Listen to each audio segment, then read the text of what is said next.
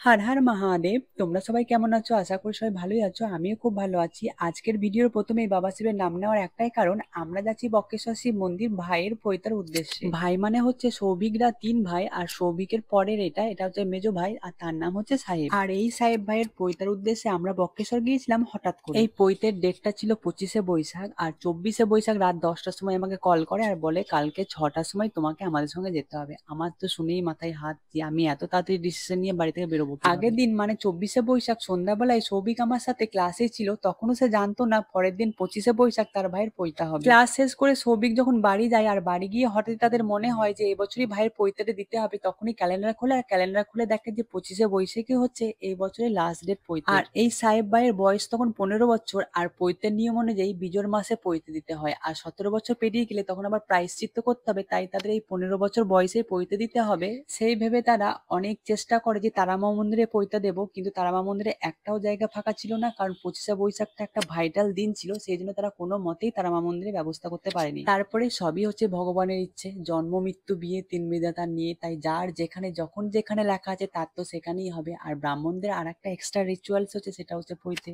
সবটাই হচ্ছে বাবা শিবের মহিমা, সেখানে সবকিছু ব্যবস্থা হয়ে যায়, আর সকাল সকাল সবাই মিলে বেরিয়ে পড়ি পৈতার উদ্দেশ্যে। কিন্তু 24শে বৈশাখ রাত 1টা পর্যন্ত ঠিক ছিল আমার কালকে যাওয়া হবে না। সৌভিক বারবার করে ফোন করে, তার মাও কল করে আমাকে যাওয়ার জন্য বলে, তারপরে আমি হঠাৎই ডিসিশন নিই যে না, আমি কাল সকালে যাবো। আমি না সব জায়গায় ঘুরতে যেতে পছন্দ করি, আমার কোথাও যাওয়ার ইচ্ছা হলে বা কারোর সঙ্গ পেলে আমাকে বারবার বলতে হয় না, আমি একবেলাতেই চলে যাই যদি আমার কোনো কাজ না থাকে। আর এই ভাইয়ের পৈতাটা নিয়ে আমি আগে থেকেই খুব এক্সাইটেড ছিলাম যে ভাইয়ের পৈতা হবে, আমরা খুব আনন্দ করব, কিন্তু এই পৈতার বিষয়টা যে এরকম ভাবে হঠাৎ করে হয়ে যাবে সেটা আমার কাছে একটা শখ ছিল। তার সঙ্গে সবাই এটাও জানো 25শে বৈশাখ নৃত্যশিল্পীদের কাছে একটা গুরুত্বপূর্ণ দিন, সারাদিন পৈতের উদ্দেশ্যে রওনা দেওয়ার পর ইভিনিং এ ফিরে আসার পর প্রোগ্রাম অ্যাটেন্ড করা কতটা একটা ডিফিকাল্ট হবে, এই বিষয়টা নিয়ে সৌভিকের সঙ্গে আমার অনেক রাত পর্যন্ত কথা কাটাকাটি হয় যে তুমি তো জানো 25শে বৈশাখ শিডিউল আগে থেকে সাজানো, তারপরে হঠাৎ করে আমি এরকম ভাবে ডিসিশন নিয়ে কি করে বাড়ি থেকে বেরোবো। কিন্তু ওই যে বললাম সবটাই হচ্ছে বাবা শিবের মহিমা, তিনি যদি ডাকেন তাহলে আমি ঘরে থাকবো কেমন ভাবে। 25 তারিখ ভোর 5টার সময় উঠে বাইরে কাঠমল্লিকা ফুল তুলে নিয়ে এসে চিকুকে স্কুলের প্রোগ্রামের জন্য রেডি করে দিয়েছিলাম, তারপর নিজে স্নান করে রেডি হয়ে সৌভিকদের সঙ্গ ধরেছি। কল টাইম ছিল 6:30,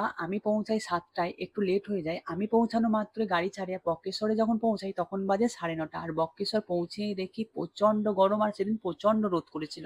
আমি না গাড়িতে যখন যাচ্ছিলাম তখন একটা কথা ভাবতে ভাবতেই যাচ্ছিলাম, পুরো বিষয়টাই তো ফোনে ফোনে কন্ট্যাক্ট হয়েছে, কোনো মানুষকেই তো সেরকম ভাবে আমরা চিনি না, ওখানে গিয়ে কোনো অসুবিধা হবে কিনা সেটাই ভাবছিলাম, কিন্তু ওখানে গিয়ে দেখি পুরো বিষয়টাই উল্টো। ওখানে গিয়ে দেখলাম বড় একটা আটচালার মধ্যে পৈতা হচ্ছে, আমরা মিডিলে বসে আছি, আমাদের দুই ধারে পৈতা হচ্ছে, মন্দিরের আরো অনেক চত্বরের মধ্যে অনেক জায়গায় পৈতা হচ্ছে। আমার খুব ভালো লেগেছিল, জায়গাটা খুব ঠান্ডা এবং মনোরম জায়গা ছিল। আমার কথাগুলো বলতে বলতে তোমরা তো ভিডিও ক্লিপের মধ্যে লক্ষ্য করেছো পৈতার অনেকগুলো রিচুয়ালস অলরেডি পালন করা হয়ে গেছে, আর এদিকে দেখো সৌভিক চুপচাপ বসেছিল, তখন আমি বললাম তোমার তো কোনো কাজ নেই, তুমি একটা কাজ করো, আমার আঁচলটা একটু ছড়িয়ে গেছে সেটা একটু ঠিক করে দাও। সত্যি কথা বলতে ব্রাহ্মণদের পৈতার নিয়ম সেরকম ভাবে আমার জানাও ছিল না, বা সেরকম ভাবে আমার কোথাও দেখাও হয়নি, এখানেই সবকিছু দেখলাম। প্রথমেই বসু ঢালা হলো, গায়ে হলুদ হলো, নানিমুখ হলো, এরপর তো তোমরা দেখতেই পাচ্ছ তাকে নেড়ামাথা করানো হয়ে গেছে, তারপর তাকে কান ফুটানোও করা হয়ে গেছে। কান ফুটানোর সময় আমি একটা নিয়ম লক্ষ্য করলাম, তাকে কিছু খাওয়ানো হচ্ছিল, খাওয়ানো হলে কি কান ফুটানো করতে লাগে না, এটা আমার খুব জানার ইচ্ছা ছিল। বক্রেশ্বর মন্দিরের যে চারিদিকে পুকুর আছে, সেই পুকুরগুলোর মধ্যেই তাকে স্নান করাতে হবে, আর বক্রেশ্বরের চারিদিকে পুকুরগুলো থেকেই কিন্তু গরম জল ওঠে, আর এই অত্যাধিক গরমের মধ্যে গরম জলে স্নান করা কতটা কষ্ট যারা করে তারাই একমাত্র বোঝে। তারপর দেখো ভাইকে গেরুয়া বস্ত্র পরানো হয়ে গেছে, আর ভাইকে গেরুয়া বস্ত্র পরে মানে ব্রহ্মচারী সাজে খুবই সুন্দর লাগছিল, আর হোমকুণ্ডুর মধ্যে দেখো আমার মনে হয় এটা পায়েস রান্না করা হলো।